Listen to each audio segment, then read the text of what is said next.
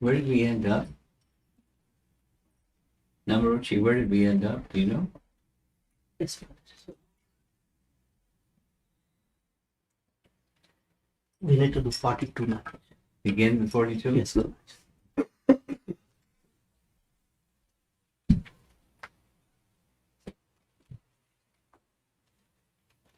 Look around the room and see who's here.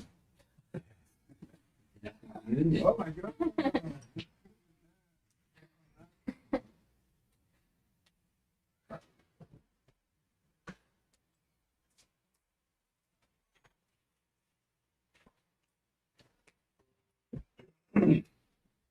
From Naperville to here, we've been reading from Canto 7, Chapter 9, closing towards the end of Prahlad's prayers to Lord Nrsingadev. And although he's a 5-year-old boy, he's pretty elevated in his understandings, point after point after point.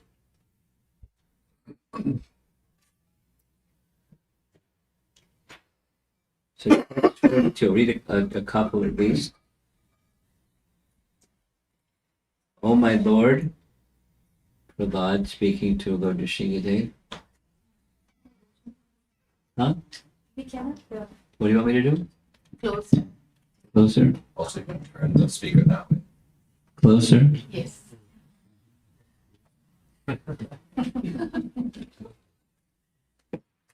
Oh my Lord. Oh, Supreme Personality of Godhead. Original spiritual master of the entire world. What is the difficulty for you who manage the affairs of the universe in delivering the fallen souls who engage in your devotional service? You are the friend of all suffering humanity. And for great personalities, it is necessary to show mercy to the foolish. Therefore, I think that you will show your causeless mercy to persons like us who engage in your service. We didn't read that one yesterday?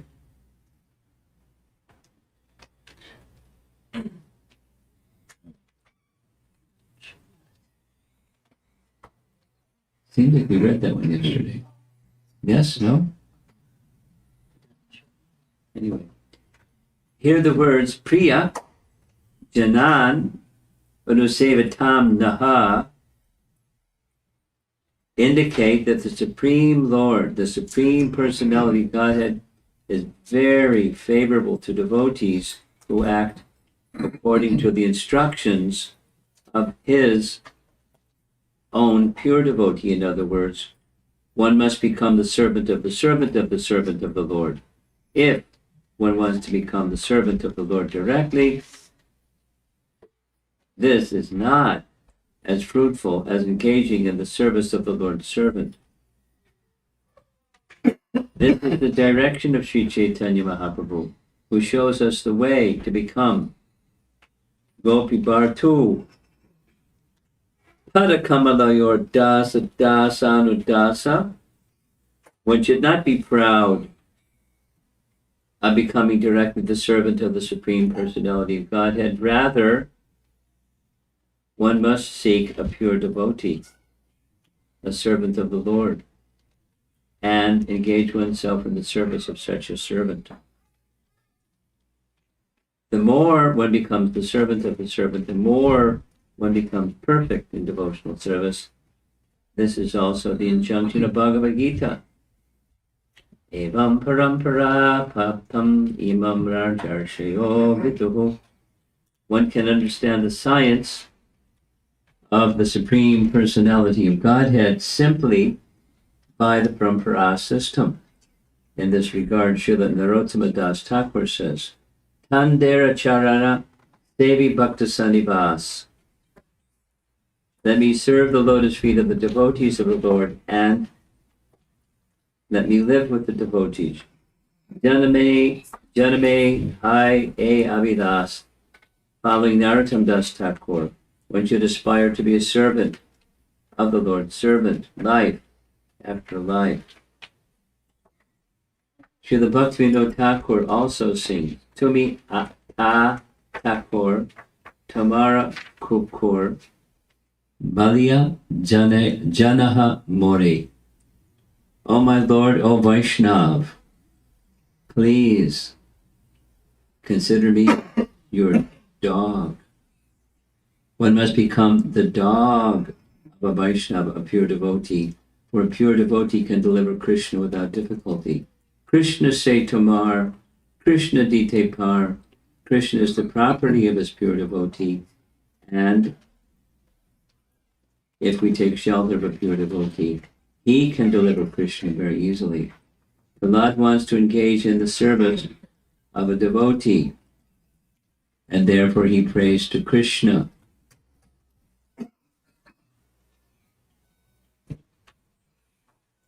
My dear Lord, kindly give me the shelter of your very dear devotee, so that I may engage in his service, and you may then be pleased. Madbhakta Pujabhyadika.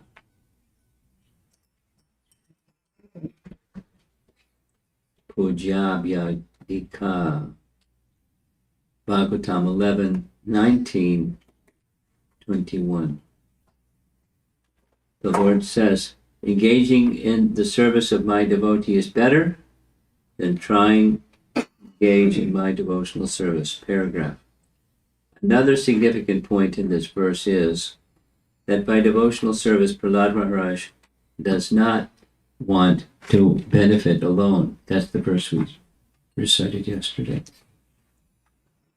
Rather, he prays to the Lord that all of us fallen souls in this material world may, by the grace of the Lord, engage in the service of his servant and thus be delivered. The grace of the Lord is not at all difficult for the Lord to bestow, and thus Prahalad Maharaj wants to save the whole world by spreading Krishna consciousness. Sounds like Lord Chaitanya's Sankirtan movement, doesn't it?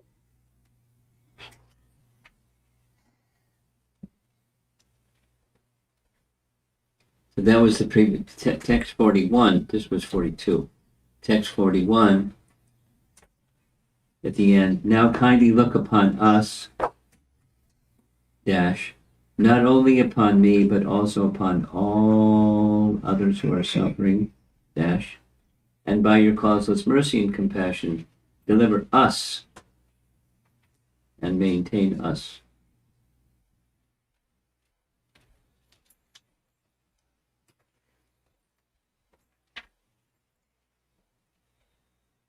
Prabhupada liked Prahalad Maharaj. I think I like Prahalad Maharaj too.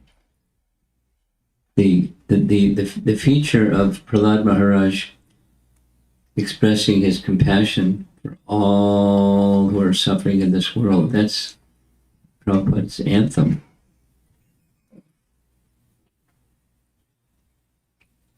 Sarve Sukhino Bhavantu.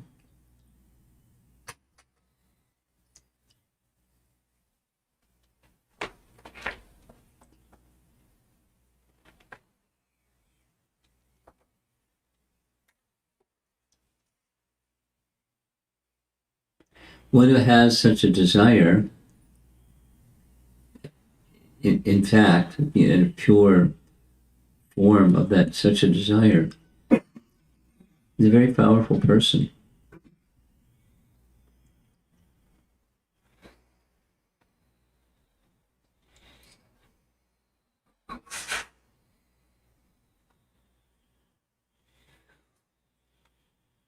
I was thinking about what Prabhupada did during his lifetime, and not during the 11 years that he was preaching Krishna consciousness. He did the service of who knows how many people in one embodiment.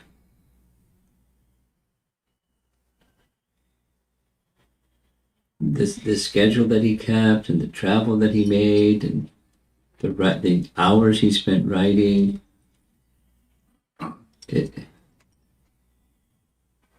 people that he preached to, the degree of details he went into in delivering instructions to disciples, unfathomable.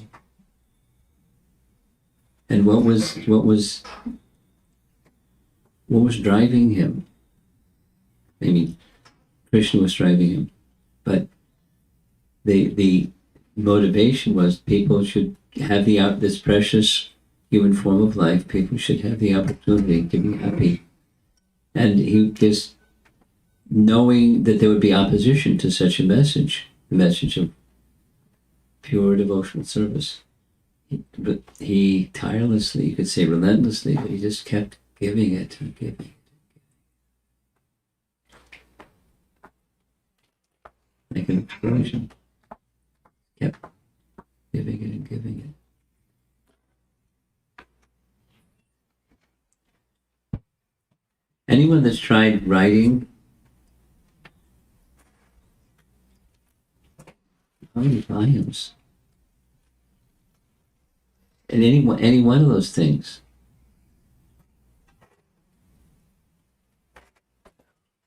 Definitely empowered person with the strong desire, like Prahalad. And at the same time, not feeling, I just read a letter where Prabhupada was saying, you're appreciating me, but it's not me, it's Lord Chaitanya. I mean, he wasn't unclear, but he was the messenger of Lord Chaitanya's message, and Lord Chaitanya was delivering, and he was the instrument that tirelessly, with lots of opposition,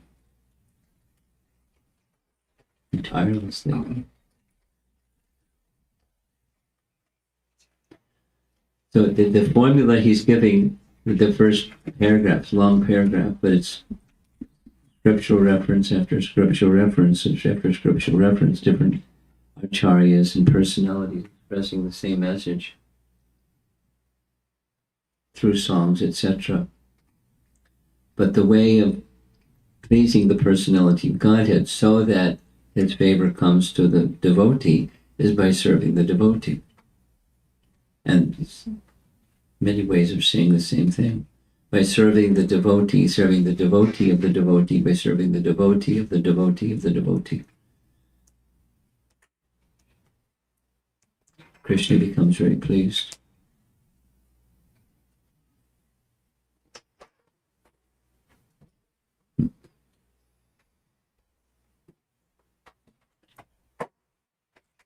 It takes a humble heart to do that, and it also takes a pure heart to realize the means of pleasing Krishna is what I want to do. Anyway, so that is the first part. The second part is he doesn't want to be delivered alone. Such a big heart Prahalad has, and such a big heart Prabhupada had. So Prabhupada liked Prahalad. He quoted him a lot. I invite you, when you listen to Prabhupada's lectures regularly, listen to how many times he makes reference to something from Prahalad's prayers, either Prahalad by name or specific verses, and then goes through the verse backwards and forwards. And his mood is the same as Prahalad's mood, which is the same as Lord Chaitanya, which is the Srimad Bhagavatam's mood. Okay, here goes text 43.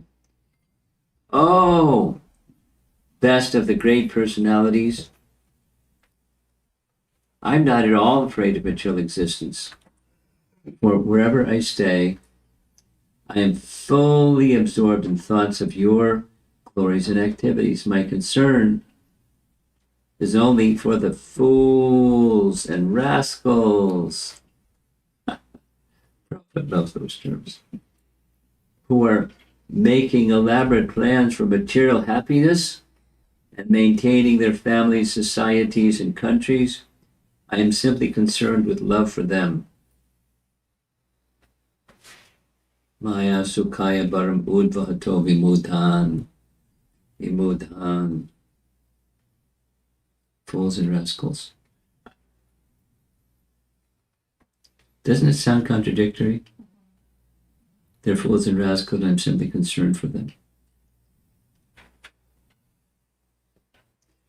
Throughout the entire world, everyone is making big plans to adjust the miseries of the material world.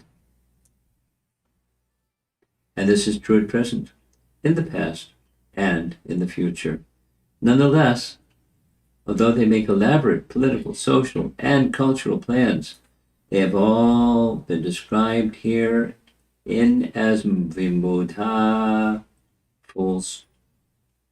The material world has been described in Bhagavad Gita as dukkhalayam ashashvatam, temporary and miserable, but these fools are trying to turn the material world into sukhalayam, a place of happiness, not knowing how everything acts by the arrangement of material nature, which works in her own way. Prakrite kriyamanani gunai karmani sarvashaha ahankar vimudhatma. There's the word vimudha again. Kartaham iti manyate. The bewildered spirit soul, under the influence of the three modes of material nature, thinks himself to be the doer of activities that are in actuality carried out by nature. There is a plan for material nature, personally known as Durga, to punish the demons. You probably speak strong.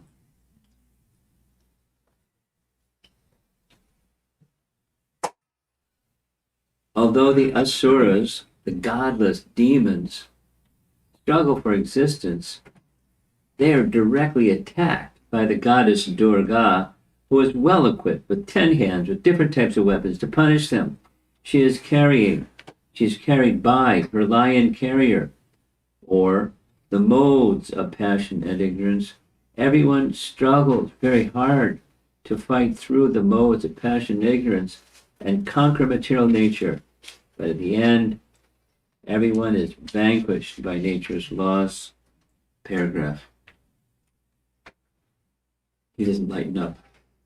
There is a river known as Vaitarani between the material and spiritual worlds, and one must cross this river to reach the other side, or the spiritual world. This is an extremely difficult task. As the Lord says in Bhagavad Gita, Daivihesha Gunamayi Mamamaya Doratyaya. This divine energy of mind, consisting of the three modes of material nature, is difficult to overcome. The word Duratyaya, meaning very difficult, is used here. Therefore, one cannot surpass the stringent laws of material nature except by the mercy of the Supreme Lord. Nonetheless, all materialists are baffled in their plans,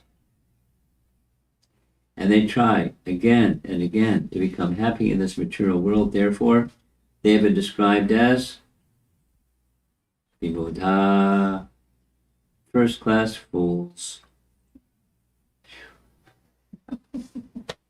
Oh, that's so heavy.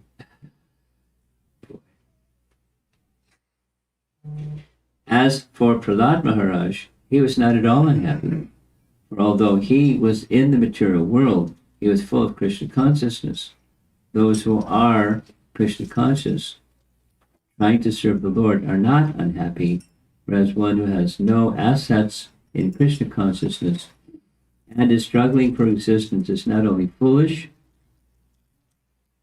but extremely unhappy also. Prahalad Maharaj was happy and unhappy simultaneously.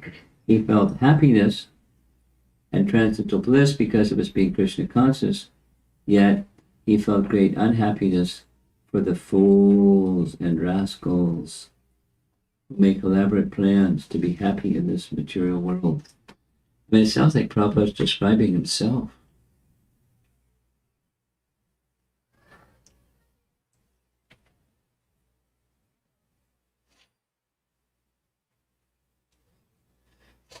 Who can picture what the world would look like through the eyes of a pure devotee like Prabhupada or like Prahalad Maharaj? The Bhagavatam is giving us the picture, and it's like notionally it's interesting, but what would that experience be like? That is to say, on the one hand, and the other hand. On the one hand, feeling great happiness,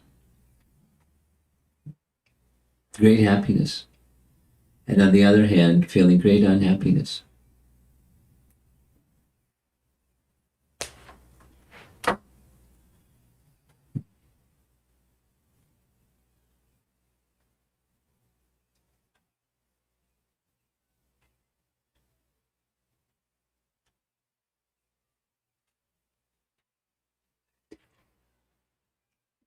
Prabhupada writes in the sections, because we're going to get inaugurate, the topic is going to be lessons from Ramayana, and Prabhupada writes, and it's true, when reading Ramayana, it inspires virtuous conduct.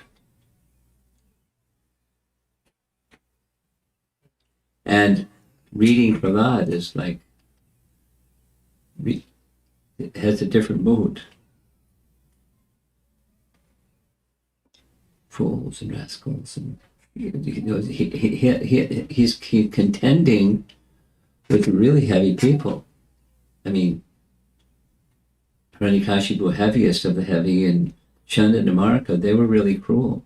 They were just doing what they were told to do. But when he spoke Vishnu, it was like, you're the enemy. Anyway, then he's with his classmates. So those are the three main sections of what comes before Lord Nrsingadev appears. And he's very innocent, very pure, fearless, speaks straight, and says really heavy things. It's like, he's not 5 years old, and he's not dealing with Hiranyakasipu, but he's dealing with tiny Hiranyakashipus.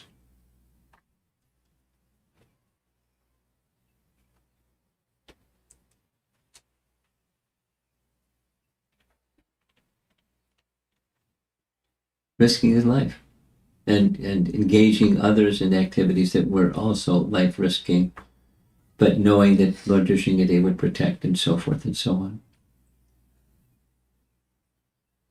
So the mood, Prabhupada liked this section of the Bhagavatam a lot. And the section, I was just repeating myself, the section of the Bhagavatam is expressing in different ways the mood of wanting to see all those who are suffering. That's everyone that has identification with the material body is suffering. Different varieties, trying to find happiness as much as possible, and not knowing the solution. Not te vidu swartakatimi Vishnu. And even when people are educated what that goal of life is, to move towards that goal and consistently stay towards that goal, there's so much opposition. Not easy.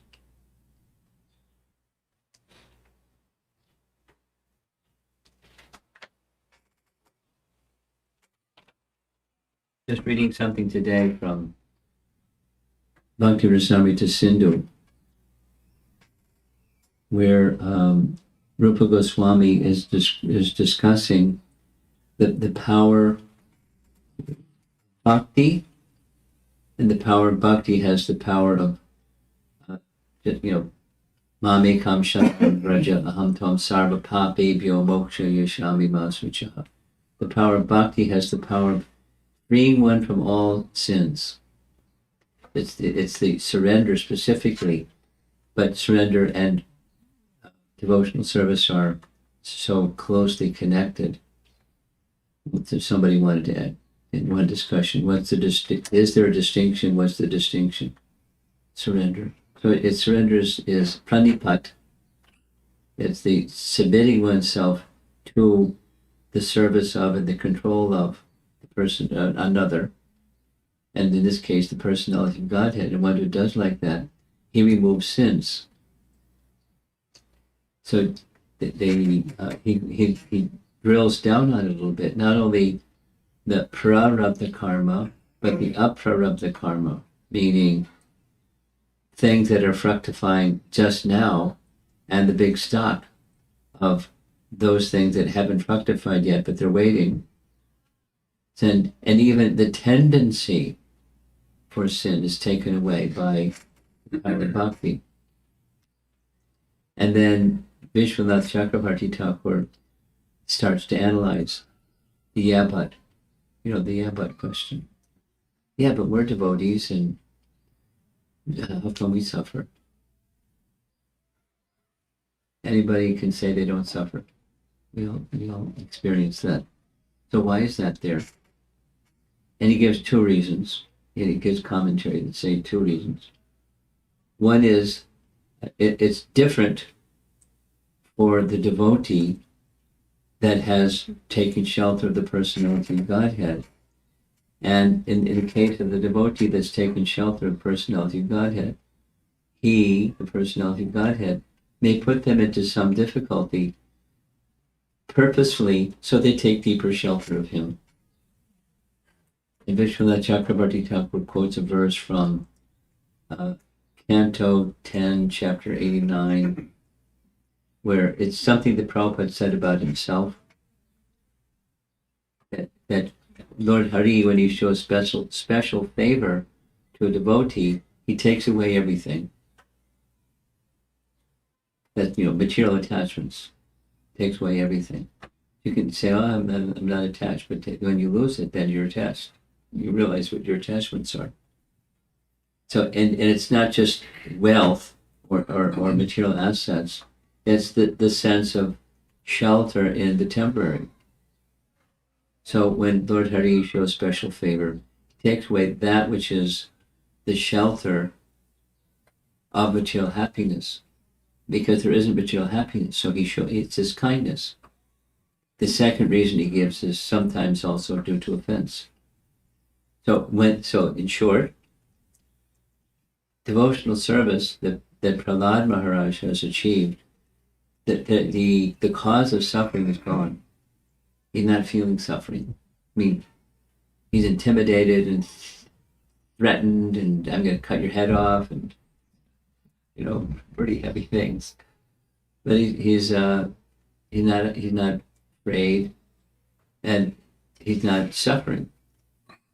And then there are those that are suffering. They're suffering in material existence. But then devotees, so this back to this point, what's the suffering of devotees? It's just described in a different way. Same thing in a different way. In Brahma Samhita.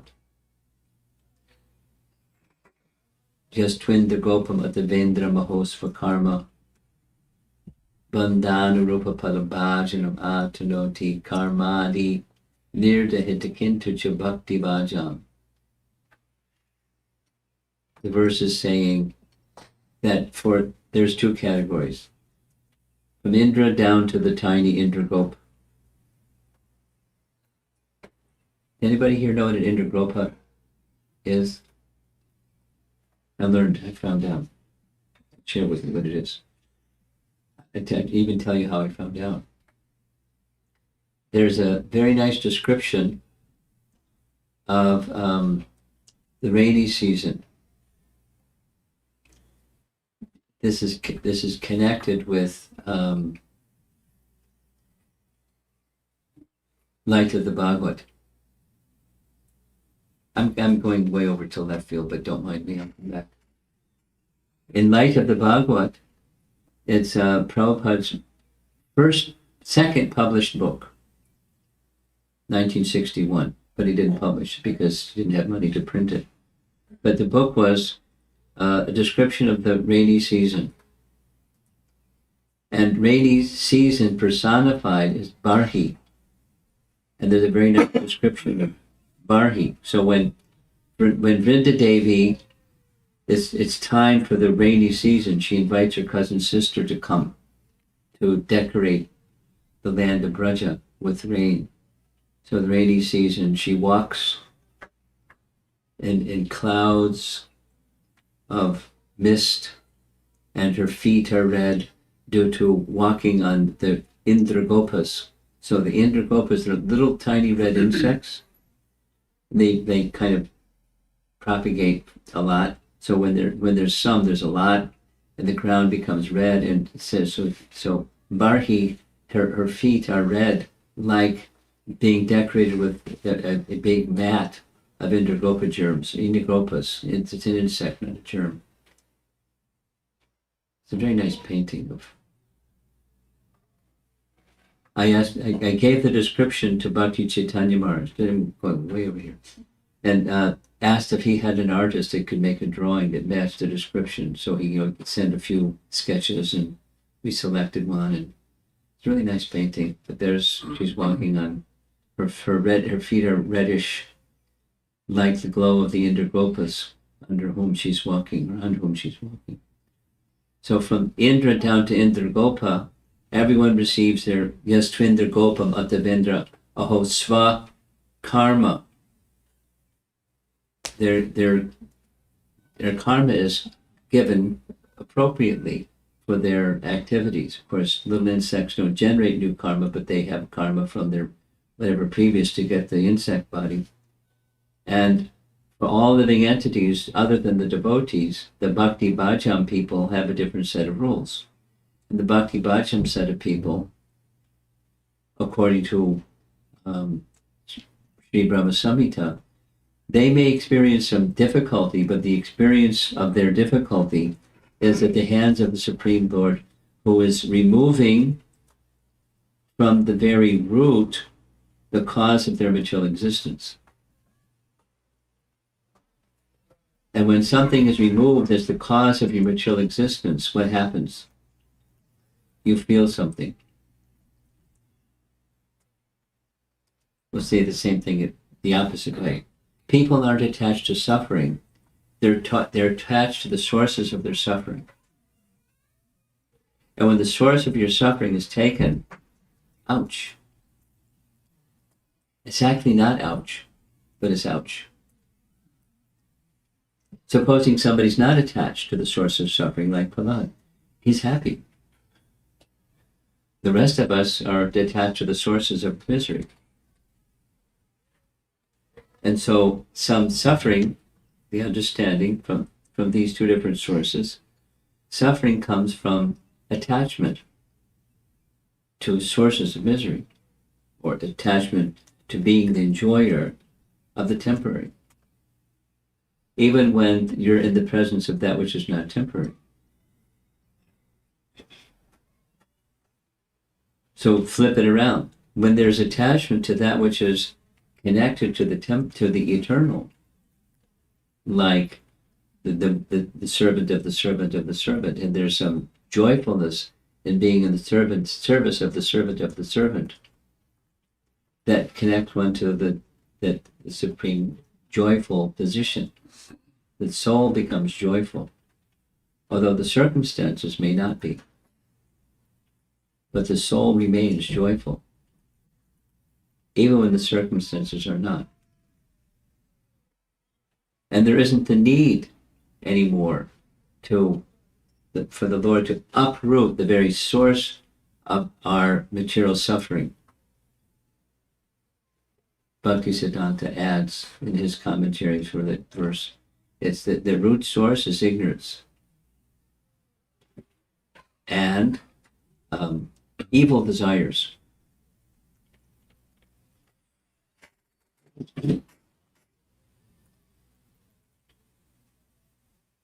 So welcome to the club. There's a program that we've joined where we signed up for a program where spiritual happiness has a price, and that is service to the Supreme Lord or those connected to the Supreme Lord, and continue very faithfully to follow those who are connected to the Supreme Lord through thick and thin, unconditionally. Because the conditions come and go, like the seasons come and go, but the connection of service remains the same. Anyone who's faithful in that connection of service to the Supreme, that's the path of liberation. That soul becomes then purified. Lately I've been listening to, I'm up to 5th canto, chapter 5, listening to Srimad Bhagavatam.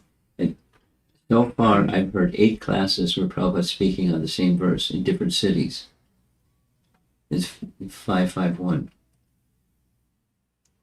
Where Rishabdev is also really heavy. Prabhupada likes these heavy verses.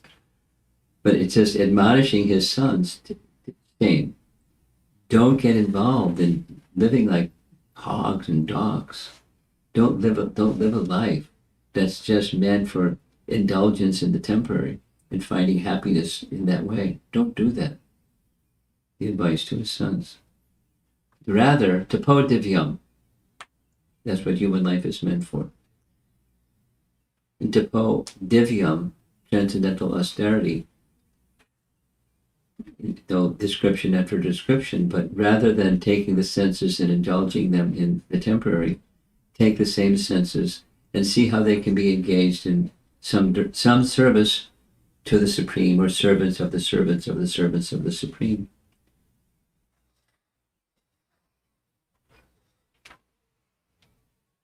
And we have so many ways of doing that. Like Sankirtan is a very nice one, very pleasant one. Or giving the message of Krishna to other people, or taking care of devotees. I'll just share something and then I'll end with this.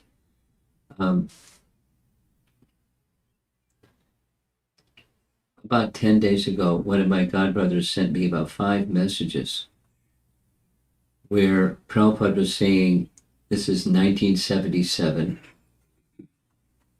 The person who sent it to me was Abhiram Prabhu. Abhiram Prabhu was with Prabhupada and Tamal Krishnamurti, and Prabhupada was attempting, at Tamal Krishnamurti's prompt, to make one more visit to the West, despite his ill health. And one of his parting instructions before getting on the plane to go to the West was, no more new devotees, take care of the devotees that we have.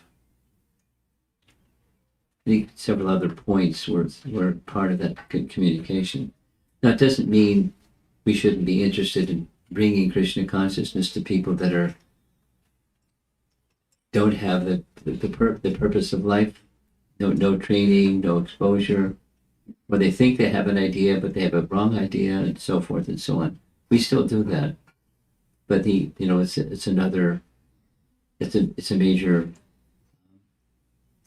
wing or dimension of our service is taking care of devotees. Now, some people, there's all kinds of people. Some people don't want to be cared for, and some people, there's all kinds of things that go on. But to extend care for the devotee community is an essential part of growing the devotee community. Say it the other way. If devotees don't care of devotees, who's going to want to become a devotee? When they see that there's care amongst the devotees, that's very inviting.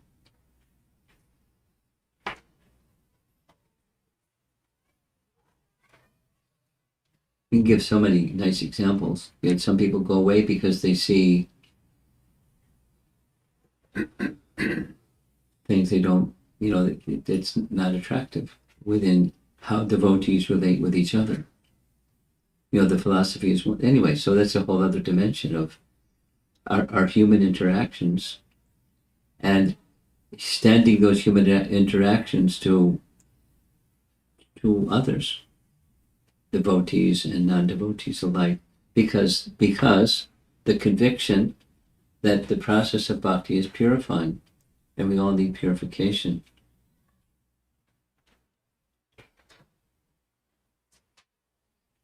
I'll end with this. There's one devotee somewhere, not in this country, sent a letter saying, I'm new. When I go to the temple, there's some people that I have a hard time relating nicely to. They seem to have not a nice way of relating to me either. And then there are some that are very nice when I'm there, but when after I'm there, there's no affection that lasts beyond when I'm at the temple. Because I guess because I'm a new person, so they're showing kindness, but they really don't. Anyway, so what to do? So I said a few things, but I sent them a nice little poster that was in Bhakti Tirtha Swami's Institute House. Wonderful soul, Bhakti Tirtha Swami. I mentioned his name a couple of times already recently. He had a big heart. So one of the signs on his wall was a sign that says, "A friend is one who knows who you are. They understand where you've come from. They understand who you are today, and yet they continue to encourage you to grow." So we may not have too many friends, but that's what a friend is. A nice description of a friend. The acceptance of who you are. You have an understanding where they've come from. You understand, you have a sense of who they are today, and yet you continue to gently encourage them to grow. That's like, simple devotee care message. And when devotees act in that way, emblematic of loving exchange, dadati, pratika, natri, etc., then it's inviting.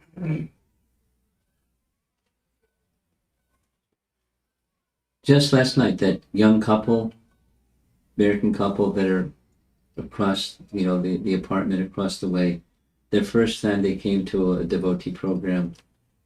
And, I was thinking as I was sitting there speaking, this subject matter is way over their head. It was Shamananda Pandit's appearance day. So we spoke about Shamananda Pandit, all these miraculous things that he did. I don't know how much they could relate to, all the mystical things that he did, without going into repeating what all those things were. I feel that they felt quite comfortable, although it was way over their head because I asked them. They tuned in more to the affective element of the devotee exchange. And Subal showed a nice gesture, and then right away she came over and had some nice exchange with you. So those are the things going to be the lasting impression for such new people. So it's the affective, or as this devotee from another country said, the sense of having genuine affection. But it's not cosmetic, but a genuine affection. It's just like, as soon as I walked in here, this is like amazing. I mean, it's amazing. How did you assemble all the, where is she? Sri Rupa.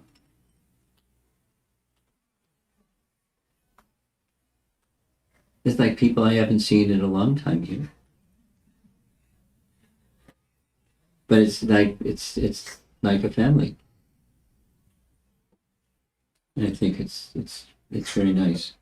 How did you manage to get all these different people here tonight?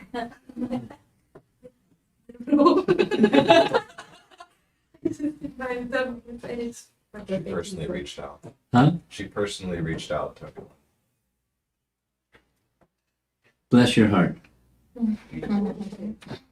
It's your giggle that attracted everybody. You're just a happy person. They want to be with a happy person. Well done.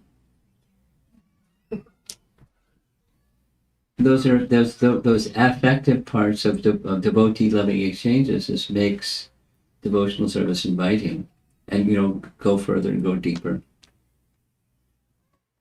Anyway, that's just going back to Prahalad Maharaj has a concern. He's happy, but he wants to see others happy. He wants to see them not suffer. He's calling them fools and rascals or vimudhan, but that's not necessary. He wants the Supreme Lord to bestow His mercy upon those who are struggling with this foolishness, to be relieved of that foolishness. He's a wonderful person to hear from and practically model the whole Prahalad Maharaj path in our founder Acharya. Sacrificing and sacrificing and sacrificing. He gave his life for them. And how powerfully he did it. So let's see if there's some discussion. Yeah, Why don't you got a comment? you got a comment. You know, in my early life, And you were a young man one time. Huh? I really read Chaitanya Charitamrita a lot. That Yeah. was in fact, more than Bhagavad Gita or any spiritual book. But my main comment is, the time I spent at Los Angeles Temple, a few years, I studied Srila Bhaktivedanta Saraswati. I mean, sleepless nights. Because for some devotees here, in Los Angeles Temple, we didn't have much time for reading. Yeah, Most of the time was spent on the street distributing. yeah, right, right. But especially when you were a young man. But Srila Bhaktivedanta Saraswati, a lot of him, and I thought to myself, after studying Chaitanya Charitamrita, I thought to myself, he's the most advanced spiritual human beings on this planet Earth. Yeah. But I feel similar. Every time Srila Prabhupada opened his mouth to speak, the first thing he said, I talk about my Guru Maharaj. And if he didn't say him by name, he was voicing his message. Sure. Yeah. Thanks for sharing that. Somebody else. I'm looking at you. You just had to worry about Prashadam? Okay. Guru Maharaj, you brought this devotee care principle, and it is obvious now in the world of ISKCON that it is something that has to be at the forefront of everything we do, and yet we can figure it out yet. And so what do we have to do in the temples to shift that paradigm or be so task-oriented to be devotee-centered? What steps can we take in temples? Well, it's not to just come to in that place? temples, it's in life. I mean, you're very connected to the Chicago temple, which is wonderful. Prabhupada created temples for a reason, and yet you're dedicated to the temple. The way that you're dedicated to the temple is fantastic. But the principle extends beyond, because our ISKCON has become not just temple-centric. I mean, there are temples, but there's also vastly growing communities that also undergo, growing pains because of immaturity and so forth.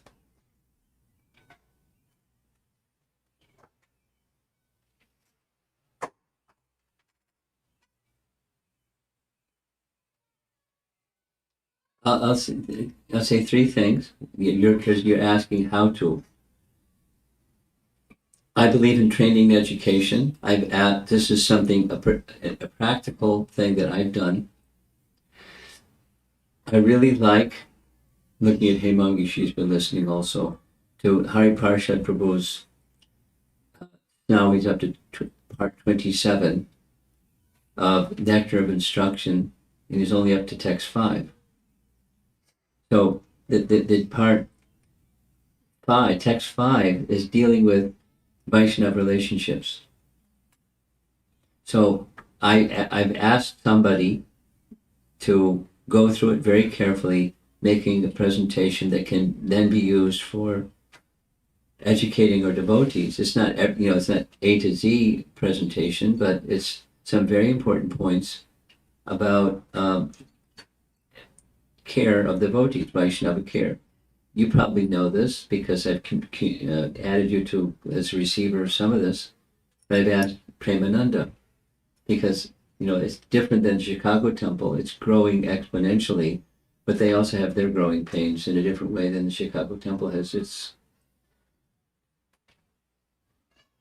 difference, absence of devotee care, paucity of devotee care. So training and education, that was one. Different, not one, just different. You make it and you promote it, and it becomes something that people at least have the information or the awareness of that is important. Training and education. Another is modeling it.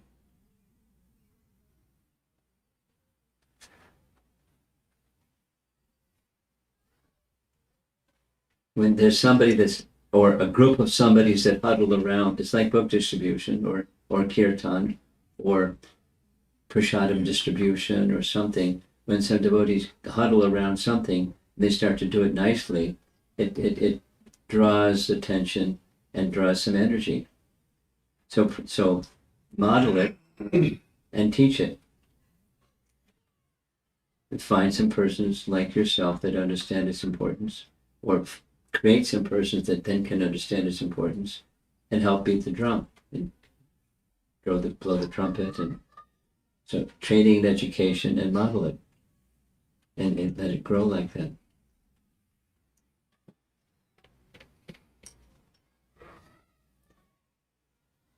I would say that a third is leaders need to give emphasis to it. Like Prabhupada gave emphasis to book distribution. And,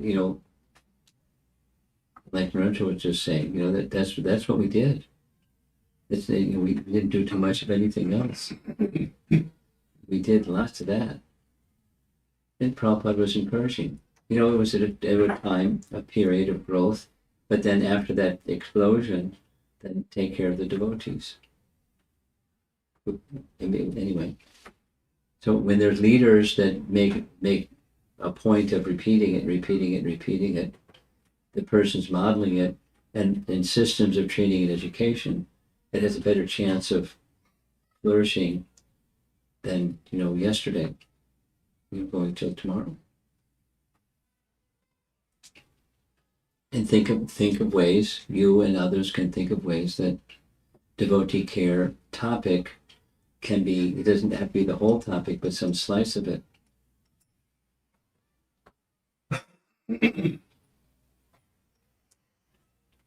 I'll give a little example. There's some younger generation people in the room here. So one younger generation person somewhere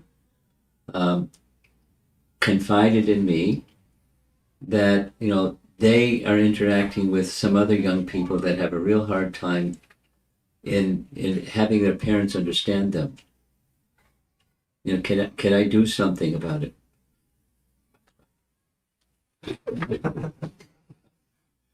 So we even up to till today, we're cooking up a plan. So when I go to Virginia, there's going to be a little seminar in another Vrindavan. Mataji is going to be a co-presenter, and the topic is going to be Krishna conscious parenting. It's not like I'm not married and I'm giving a seminar or class on parenting.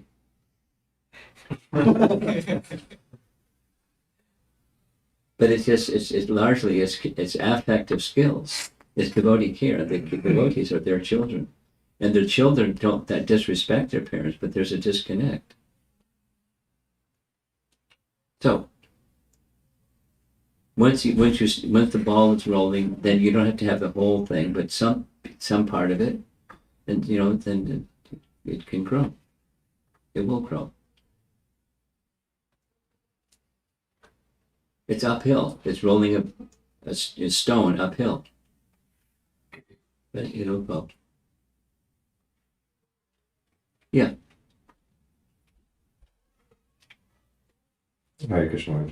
When you were telling the example of someone from some other country that was having difficulty at the temple, Yeah. I was just reflecting like what I might share with someone in that situation. The thought that comes to mind is sharing the fact that devotees are also humans, Yes, and they're not devotees in like the pure sense of the word. yes, that's the first point that I made. Yeah. I said, look at yourself, and are you, you're less than what you want to be. Yeah. It's because you're human, but you're trying to become more than. Yeah. But then I was also thinking like perhaps an unwanted side effect of thinking like that might be people having an improper, like not the right regard for devotees. It may create like a lesser vision of devotees where there should actually be more respect and regard. Mhm. So I was curious to hear from you how to find the middle ground of seeing devotees as humans, but also keeping that. Well, it's right within Hari Parshad Prabhu's seminar, and he just like he's got a drum and a trumpet, and it's respect. And it went. The first 4 verses are your own self growth, and then it starts with 5 and it's the interacting with others, and respect and respect and respect and respect and respect, and different ways of respecting and different ways of respecting, and not disrespecting.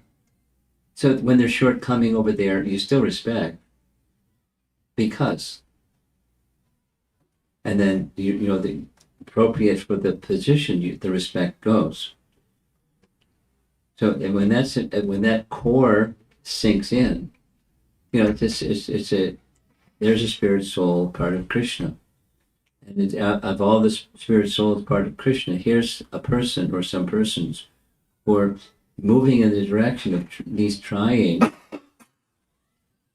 to make their Krishna connection stronger and purer. So let me respect that. And other shortcomings, then you don't have to like the shortcomings, but it doesn't mean you disrespect the person. So that's a balance. Your discriminating factor of intelligence is on. It's on. It's green. You can see what's what. At the same time, here's someone that's somewhere in there, in different degrees at least, somewhere in there is an idea that Krishna is to be served. Now, some people take advantage of that and they're toxic. So keep a safe distance from such persons. Anyway, that's how you balance. The discriminating factor of the intelligence, at the same time, the fundamental spiritual principle of a soul trying to connect with Krishna. And it's like this little example of a friend, and try to be a friend of that person, where you accept them and you gently encourage them to grow. And look for other persons who can be like that with you. You make those persons your friends.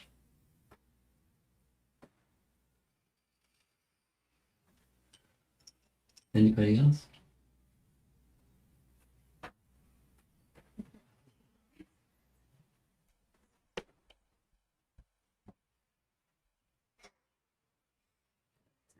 Hare Krishna Guru Maharaj. The statement that you said that people are attached to the source of suffering, Source of misery.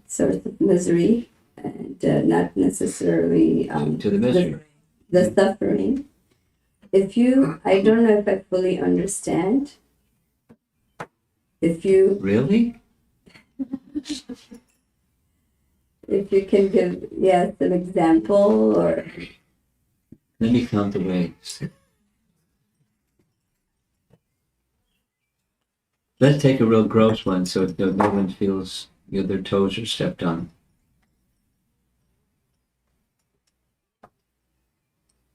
Supposing somebody has a bad habit. Supposing somebody has a bad habit, whatever that bad habit might be. It's something they know is not good for them. But, it's a habit because they've done it, and they can't get rid of this habit. Say anger. Anybody that gets angry? I know some people that get angry. So, they're not attached to anger and what it does to other people and the relationship with other people. They can't give it up either. It comes, they see it coming, and they try to put the brake pedal on and steer away from it, and it still comes. Or eating something, etc. Indulging, time wasting things. You anybody that wastes time? Do you ever waste time? You know it's not helpful, but you know everybody does some time wasting things. And it doesn't lift consciousness, it doesn't make one happy, it's just distraction from life's real purpose. But it can be addictive. Time wasting can be addictive. One of my pet complaints, here you're asked for some examples, so I'm giving you. I travel every now and then. And one of the main ways of travel is by airplane. And one of the things I've noticed, especially, it's a growing tendency, people on airplanes do brain numbing things for the whole flight. They have their little handheld device, sometimes it's their phone, sometimes it's a pad, sometimes it's this and that. And they're just doing really, really dumb things all night long. They, playing cards with themselves, or the little guys that jump up and down, and I don't even know what they're doing, but they're like nonstop. They're addicted. It's not happiness, it's brain numbing. And they're addicted.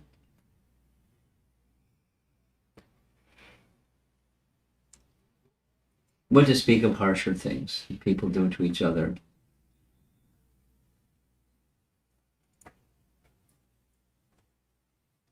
Birth and death, disease and old age. We don't like, but we do things that make sure we're going to get another one. So, covered by ignorance. That's not the source of misery. They're not attached to the misery, but we're attached to the ignorance. Covered by ignorance in different ways. Is that clearer now?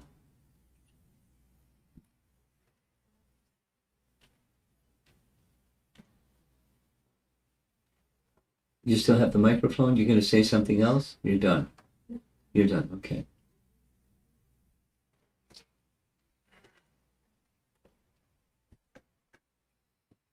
Online something? No. Looks like we're done. Srila Prabhupada ki. Yeah. Prahalad Maharaj.